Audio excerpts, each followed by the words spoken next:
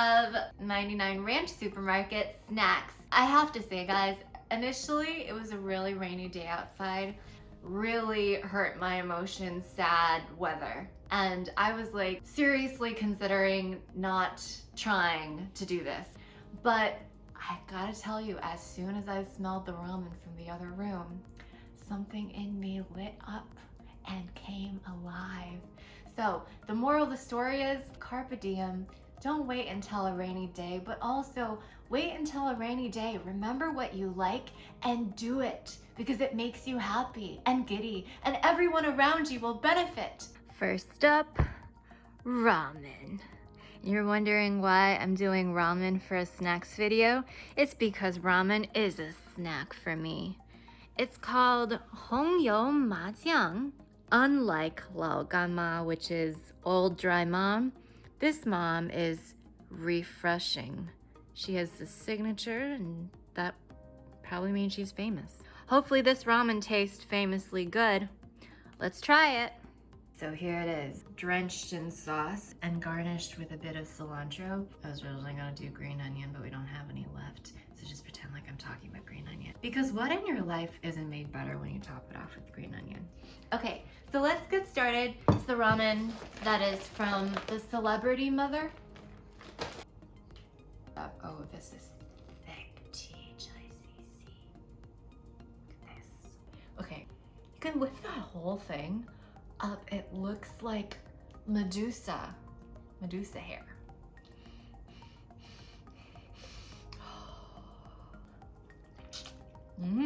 Oh my gosh, that's so good. Oh my gosh, that's so good. Oh my gosh. The ingredient list is all Chinese, and it's traditional, which I call complicated Chinese. I'm not like extraordinarily gifted in my stomach capacity. This is very impressive that this tastes like maybe I haven't even had anything today to eat. Wow. The thing is, it's got this peppery undertone, not overstated spiciness. The cilantro is only helping this entire, it's not just the picture, but the whole field trip is being helped. So when in doubt, always add a little bit of a leaf. This is legit, like you get it in the frozen aisle. Somebody in the back decided to pull some noodles for fun, put it in a packet and sold it to you. This is what this looks like. Way more worth it than me just getting like, I mean, I'm sorry, but me just getting like Shin Ramen. This is going down. Okay. Next. All right, next up we've got. I almost want to poke his little cheeks. He doesn't even look evil here. Peaches flavor. I love peach flavored things. I love boo, so I got this. And then I'm gonna try this with some wild sour jujube. It's really fun when you put the word wild next to the word sour, because I don't know what that means anymore. It's a wild fruit. That always sounds forbidden and nice. And then everything that's sour is just much better than most other things. This is a pretty traditional snack in China. Jujube is like those big red kind of, I don't even know, maybe they're just dried dates, honestly. Okay. The problem is this is not individually packaged like I presumed. It's just all out there, rolling around without any parental controls. This makes me doubt the quality of the contents. Kind of got that preserved feeling. Oh.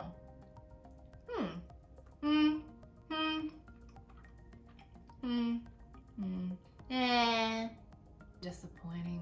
It just tastes like a really sweet, little bit better improvement on a sun-kissed raisin.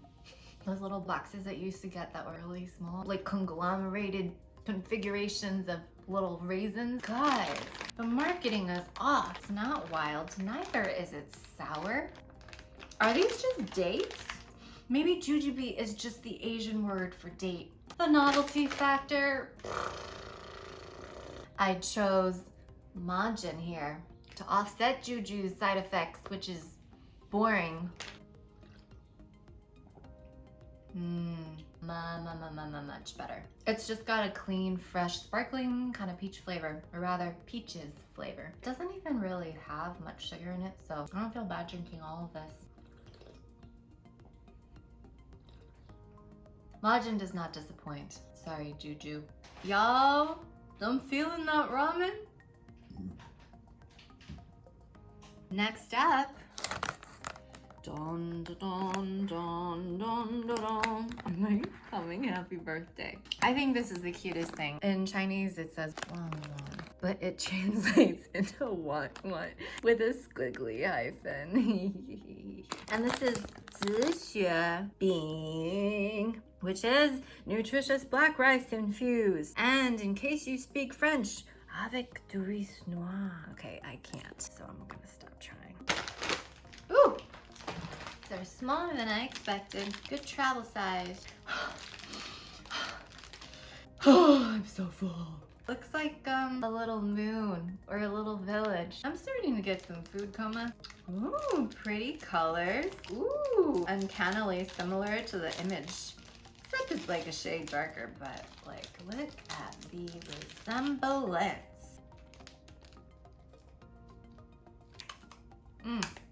Oh.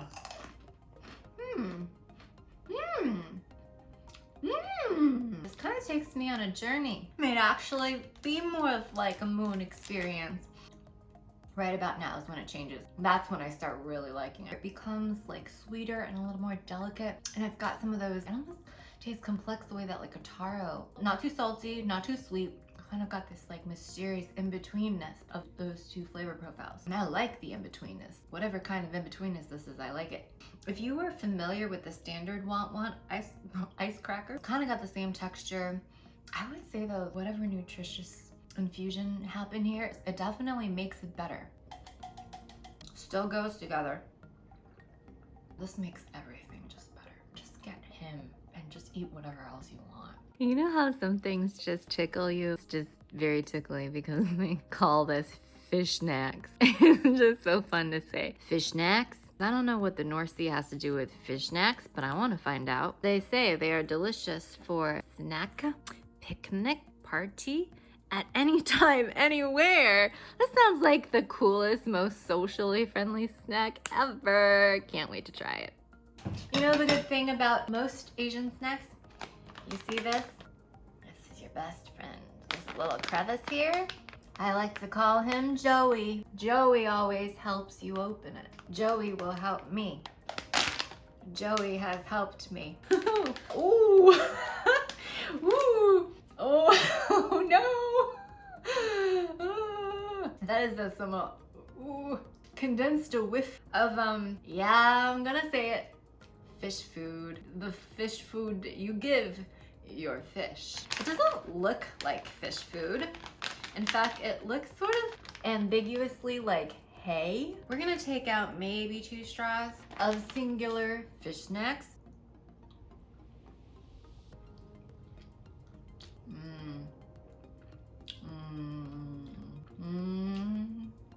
I bet that's healthy. It is healthy. It's got 8 grams of protein, 0 grams of fat. It sounds like fish. It just sounds like dried fish, and they snatched it up and you put it in a bag. And they called it North Sea Fish Snacks. As always, boo, out to save the day. I'll wash this flavor right out of my mouth. That was very necessary. Here we have Japanese style brown sugar mochi. I can't read Japanese. I've been really excited about, what is that?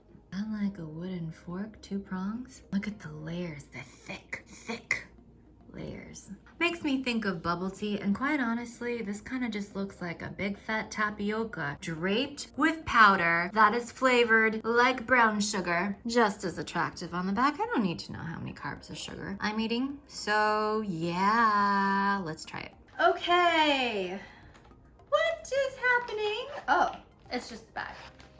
It looks like a blurry film screen from the 80s. Maybe more like the 70s or the 60s or whatever it looked like before I was born. I'm a little weird right now. I think that the red accents it in a good way because most of it is a little bit brown, just a little. It looks like brown clay dusted in like a turmeric. It's the color of turmeric. Nobody needs to make that association. It's nice and round, rotund. It's got a nice density to it. Yeah, I like that. What's inside of that? Brown sugar paste. I was thinking this is red bean inside. If you guys aren't familiar with red bean, they take a red bean, like a bean, an actual bean, naturally sweet, grind it into a paste. That's why it's bean paste. And they stick it inside. I feel like this is one of the most approachable ways to have red bean because I think mochi is more of a cultural fad than red bean is naturally sweet, and you expect mochi to be sweet. There's a sweet hint all the time. And it does taste like it's just slightly dusted with brown sugar. So it's not overwhelming, but it's definitely got that flavor. So yeah, I would say very authentic flavor, pretty successful execution. Still goes with him. Still goes. He's never gonna decarbonate. This feels vacuum sealed. Can you hear that? This is so cute. Cha-cha real smooth. Right hand tube stomps. Okay, this is caramel flavored roasted sunflower seeds. Flower, okay. This is an excellent depiction of the flavoring. It looks like you just want to dance with the caramel, swirl, river, whatever that is. Luscious, very luscious. Very luscious overall. I'm gonna be really curious about how much the caramel flavor seeps through this or even just manifests at all. Let's see. Starting to feel a little bit weighed down by the carbs, but I will be all right because I'm taking a break with the seeds. The caramel flavored thing, I'm a jigger. This is, ooh, that whiff of caramel, man. So you've ever had sunflower seeds? You know that it's a very strong smell and it almost smells sweet. Like it's been there for a while, type of nose feel. It's more of that thick, creamy caramel. Just note the note that is sitting atop the tree that is sunflower seeds. And as you might or might not know, the Chinese, in terms of the Chinese people in my family, like to eat them like with like their front teeth, like teeth. And that's why some people, they have little marks on their teeth because they grew up eating too many sunflower seeds. I haven't had one for like a while. I think I might be out of practice, but never know if you can still ride a bike unless you try to ride it again. We'll see how much caramel comes through. I opened it and then you twist it. Sometimes with a little bit of trouble. I would say that tastes like it smells. It's just got the slightest hint of caramel sitting atop the tree. I'm not sure where the tree came from, but the aftertaste is interesting. It kind of has the aftertaste of a diet soda. You're not sure that you want to think about how healthy or not it is. I'm not sure that this is naturally flavored. Oh look, the fifth ingredient, artificial flavor. That's okay. And there's sucralose. Isn't that the fake sugar? I'm not like good with the oses and the aces. The aces, I think it's the like os and ace. So it might be just artificial. It was made in Thailand though. It wasn't bad. It's not bad. It's not bad. It's not bad. Here comes the Lonely God potato twists. I think it's so funny.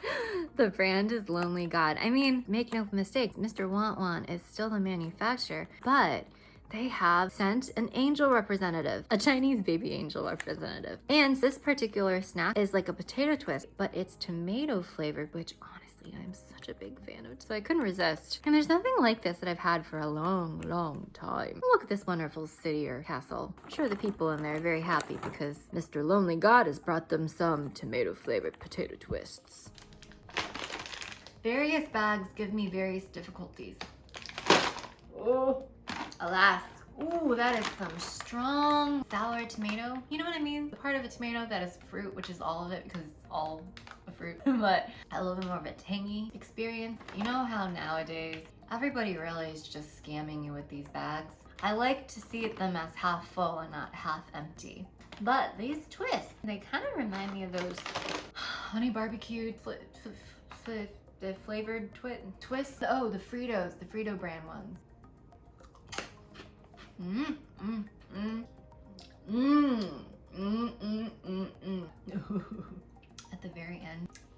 flavor explosion. Right there, right there. I'm so full, but this is, at the very end, it kind of tastes like Pringles. You know that deep Pringle potato flavor? But they took it a notch up, added some tang, added some twang of tomato, but it's still light, crispy, airy throughout. And it's just the most wonderful twisty shape. Mr. Lonely God must not literally be lonely if he has this in his hands. Last but not least, y'all wondering what this is? I'm not, cause I know. It's a Candied Hot Skewer. What is that, you ask? It's one of the best things ever made. These are really popular street food items in China, Taiwan, I'm sure like Hong Kong, maybe even other Asian countries, but I can't promise. And they open up into something magnificent, which I will show you. The novelty factor in this is these are not original flavored. These are durian flavored, which is very off-putting for at least half of the population, but very exciting for me. The durian flavor is potentially game-changing. No, I was so surprised when I found these in the States. I got the traditional version.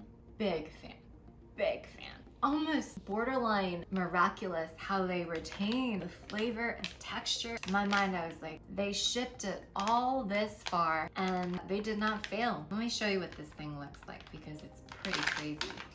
The durian flavor! Smell, rather. Do you see the dried ice-like vapors?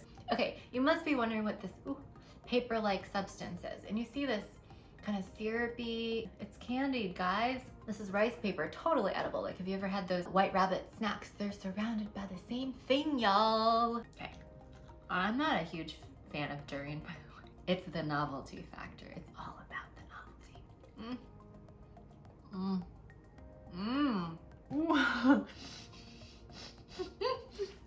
That's pretty infused. I've had the mango flavored one, but it was not mango the way that this was durian. Durian is just so penetrating in its flavorness that it basically cuts through everything else. So where all else is subtle, durian is as loud as your loudest aunt. But you know, because I don't like the flavor that much. Once I got back to the fundamental ha, which is the fruit, the relief and the positive vibes recovered because I love authentic raw ha flavor. The traditional is by far my favorite.